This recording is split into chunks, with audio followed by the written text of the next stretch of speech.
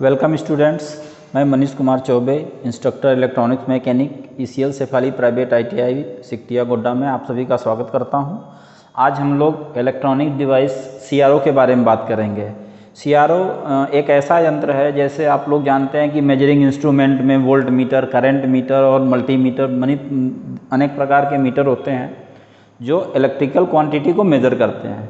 लेकिन आज हम लोग एक ऐसे मेजरिंग इंस्ट्रूमेंट के बारे में अध्ययन करेंगे जो मेजर तो करता है, साथ में उसकी आकृति को भी प्रदर्शित करता है। उसको हम लोग बोलते हैं CRO। CRO का मतलब होता है कैथोड रे ऑसिलोस्कोप, जिसके माध्यम से हम AC, DC वोल्टेज माप सकते हैं, फ्रीक्वेंसी माप सकते हैं, फेज एंगल भी माप सकते हैं। तो ये इसको दिखाया गया है कि देखिए ये कैसा होता है CRO का ये दिखाया गया है कि देखिए इसमें CRO है, ये CRT है, इसको स्क्रीन भी बोलते हैं। इसमें अनेक प्रकार के कंट्रोल्स भी दिए गए हैं।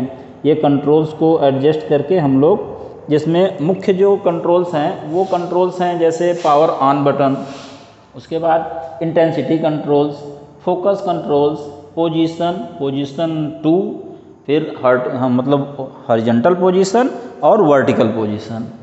और इसको एक्चुअली ये जो मेरा CRO है ये डुअल ट्रेस ऑसिलोस्कोप है। मतलब इसके साथ में हम लोग एक साथ दो सिग्नल को माप सकते हैं, कंपेयर कर सकते हैं। इसलिए इसमें दो चैनल हैं, इसको बोलते हैं चैनल 1, चैनल 2। इसमें जो विभिन्न प्रकार के कंट्रोल्स हैं उस कंट्रोल्स में हम लोग इसमें AC यहाँ कंट्रोल दिया गया है, जिसमें AC है, DC है। यदि हमको जिस क्वांटिटी को मापना है उसको हम उस फंक्शन को ऑन कर लेते हैं। तो देखते हैं कि इसमें मापते कैसे हैं। सबसे पहले देखिए ये मेंस कार्ड है। मेंस कार्ड से हम लोग पावर देते हैं, पावर ऑन हो जाता है। ये इसको बोलते हैं कोएक्सियल केबल। कोएक्सियल केबल को हम जिस चैनल में चाहें, चाहे चैनल 1 में चाहें, चाहे चैनल 2 में चाहें, तो चैनल 1 या चैनल 2 में इसको लगाते हैं। इसको बोलते हैं BNC कनेक्टर। ये इनपुट टर्मिनल है, जिसमें पॉजिटिव सिग्नल यहाँ देते हैं, मतलब पॉजिटिव कार्ड यहाँ जोड़ते हैं और नेगेटिव कार्ड यहाँ जोड़ते हैं। तो इसको हम पहले लगाते हैं BNC सॉकेट में। BNC सॉकेट जो CRO में लगा होता है, इसको लगा के हम इसको घुमा देते हैं। इसके बाद क्या होता है कि जब हम किसी सिग्नल को देते हैं, एक्चुअली मेजरमेंट करने के लिए हम चैनल का ही यूज़ करेंगे, और चैनल 1 हो चाहे चैनल 2 हो। तो चैनल 1 के माध्यम से हम सिग्नल देते हैं। वो ये सिग्नल AC भी हो सकता है या DC भी हो सकता है। तो जब हम सिग्नल देते हैं तो देने के साथ क्या होता है कि इस पे हमारे CRT पे एक, पहले जब CRO को ऑन करेंगे तो वहाँ एक स्पॉट का चिन्ह दिखाई देगा, जिसको हम लोग बोलते हैं बीम। एक्चुअली वो होता क्या है कि इलेक्ट्रॉन बीम होते हैं। फिर यहाँ दो कंट्रोल और हैं, वोल्ट पर डिवीज़न और टाइम पर डिवीज़न। टाइम पर डिवीज़न को जब हम एडजस्ट करते हैं तो वो जो बीम है वो ट्रेस लाइन में कन्वर्ट हो जाती है। जब हम सिग्नल देते हैं तो चूँकि CRO के अंदर CRT है, CRT के अंदर एक इलेक्ट्रॉन गन होता है। उस गन पे दो प्लेटें होती हैं, वर्टिकल प्लेट और हॉरिजॉन्टल प्लेट। जब सिग्नल उसमें पड़ते हैं, मतलब इलेक्ट्रॉन बीम उस पर पड़ते हैं, तो क्या होता है कि जो बीम है वो वर्टिकल और हॉरिजॉन्टल दोनों तरफ विक्षेपित होते हैं। तो जब हम इस सिग्नल को देते हैं तो इससे हम दोनों क्वांटिटी को माप सकते हैं, AC को भी माप सकते हैं और DC को भी माप सकते हैं। तो जब हम AC को मापते हैं तब करते क्या हैं, इसमें दो पोजीशन है, इसमें स्केलिंग किया हुआ है, हॉरिजॉन्टल पोजीशन, वर्टिकल पोजीशन। जब हम मापते हैं AC को तो आपको सबको पता है कि AC का साइन अल्टरनेटिंग करंट है। जिस करंट का मान वो दिशा एक निश्चित दर पर परिवर्तित होती रहती है। आपको पता भी है कि ये दर परिवर्तित हो रही है। तो जब हम नापते हैं तो इसकी 3 क्वांटिटी होती है। एक होता है पीक वैल्यू, दूसरा होता है एवरेज वैल्यू और तीसरा होता है RMS वैल्यू। जनरल तौर पे जो एनालॉग मीटर होते हैं वो RMS वैल्यू को मेज़र करते हैं, लेकिन जो CRO है ये इसको हमको मेज़र करने के लिए कैलकुलेशन की आवश्यकता पड़ती है, जो हम अभी आपको बताएंगे। जब ये वर्टिकल पोजीशन पे विक्षेपित होता है AC सिग्नल, तो इसके पीक वैल्यू को, जो मैक्सिमम पीक वैल्यू होता है, पीक वैल्यू को ये वर्टिकल पोजीशन को हम लोग देखते हैं कि इसका वर्टिकल डिफ्लेक्शन कितना हुआ है।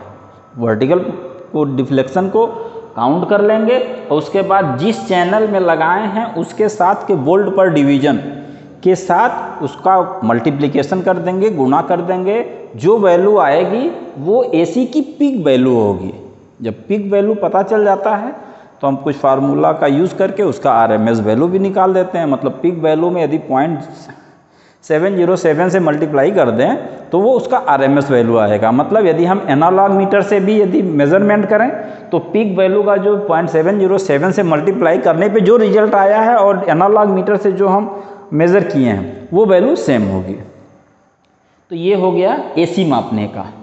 और यदि इससे DC मापना हो तो इस सबसे पहले इस फंक्शन को हम चेंज कर देते हैं जो DC में हो जाता है। फंक्शन को DC में चेंज किया, फिर इसी कार्ड के माध्यम से इनपुट DC दिया, देखेंगे कि ये वर्टिकल फिर कितना डिफ्लेक्शन हुआ, उसके साथ फिर वोल्ट पर डिवीजन के साथ उसका मल्टीप्लिकेशन कर देंगे, जो वैल्यू आएगा वो DC वैल्यू होगी।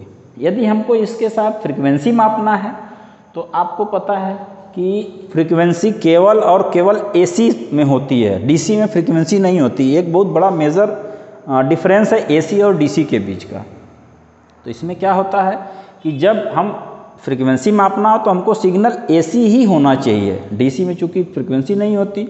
और फ्रीक्वेंसी मापने के लिए आपने मैट्रिक में और +2 में भी पढ़ा होगा कि एक फार्मूला अपनाते हैं F × T = 1। कहीं कहीं इसको हम N × T = 1 कैलकुलेट करते हैं, जानते भी हैं। N for frequency, T for time period. और फ्रीक्वेंसी की जो डिफिनेशन होती है वो आपको भी पता है कि फ्रीक्वेंसी किसे कहते हैं। एक नियत समय में पूरे किए गए चक्करों की संख्या उसकी फ्रीक्वेंसी कहलाती है। AC में फ्रीक्वेंसी होती है चूँकि वो 1 सेकंड में एक निश्चित बार तक चलता रहता है। मतलब AC का जो साइकिल होता है वो 360 डिग्री का होता है। मतलब उसमें ऐसी कंडीशन आती है कि वो एक बार ऑफ होता है। मतलब जो हमारे इंडिया में साइकिल यूज़ की जाती है वो 50 हर्ट्ज होती है। तो उसके कैलकुलेशन के लिए हम क्या करते हैं कि उसके जो हॉरिजॉन्टल डिफ्लेक्शन है, जब हम स्क्रीन पे कैलकुलेशन करते हैं तो इसके एक चक्कर में कितने खाने हैं उसको कैलकुलेट गिन लेते हैं। उसके बाद टाइम पर डिवीजन से उसका मल्टीप्लिकेशन कर देते हैं। तो क्या होता है कि हमको मिल जाता है टाइम, और फार्मूला में N × T = 1 है। तो T का मान हमको यहाँ से मिल जाता है, मतलब horizontal deflection multiplied by time पर डिवीज़न। इसको भी ध्यान से देखना है क्योंकि इसमें जो डिवीज़न है वो अलग अलग यूनिट में है, कुछ मिली सेकेंड में है, माइक्रो सेकेंड में है, सेकेंड में है। तो जिस इसमें एक आइडेंटिफाइड मार्क होता है कि ये जहाँ रहेगा वहीं फंक्शन काम करेगा। तो horizontal deflection multiplied by time पर डिवीजन से हमको T मिल जाएगा। फिर N = 1/T के फार्मूले को यूज़ करके इससे हम फ्रीक्वेंसी माप सकते हैं। और इसके बाद इसका हम फेज़ एंगल भी मेजर कर सकते हैं। फेज़ एंगल मेजर करने के लिए हमको एटलीस्ट 2 सिग्नल की आवश्यकता पड़ती है। उसको हम बोलते हैं कि लीसा जस पैटर्न के सहायता से फ्रीक्वेंसी को मापना। इसमें हम 2 सिग्नल देते हैं। तो एक वर्टिकल लाइन पे सिग्नल बनता है और एक हॉरिजॉन्टल पे इलिप्स टाइप बनता है। वो इलिप्स के कैलकुलेशन से हम लोग इसका मेज़रमेंट करते हैं। तो आज के लिए हम लोग इतना ही। आगे CRO के फंक्शन के बारे में और जानकारी करेंगे। तब तक के लिए धन्यवाद।